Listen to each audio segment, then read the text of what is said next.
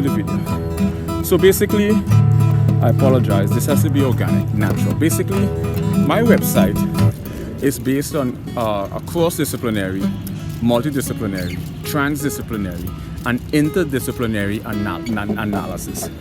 Primarily it is centered around material science. I may take a radical approach to physical reality. Now, cross-disciplinary, now I'll explain each term. These are just big, jargonic, verbosity term for simplistic phenomena. Cross-disciplinary is when you take an explanatory position of one discipline within the context of another.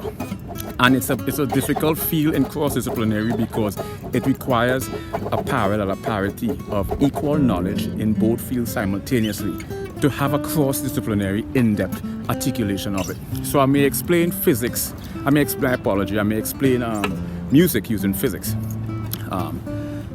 Cross-disciplinary entails what is sound?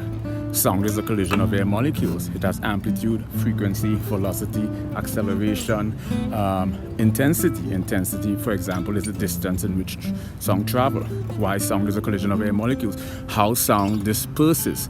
Why do we hear octaves? Why does an A chord consist of 440 hertz?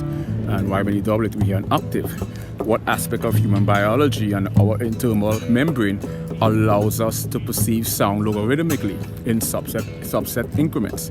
So cross-disciplinary, is an analysis of one discipline within the context of another.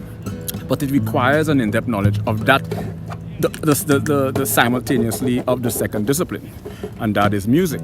I can write, I can compose, I can transpose, I can transcribe, I can write tabs, notation, I can read and write sheet music, and I have a fundamental understanding of how music works. From the chromatic scales, the diatonic scales, pentatonic scales, major, minor, diminished, or augment.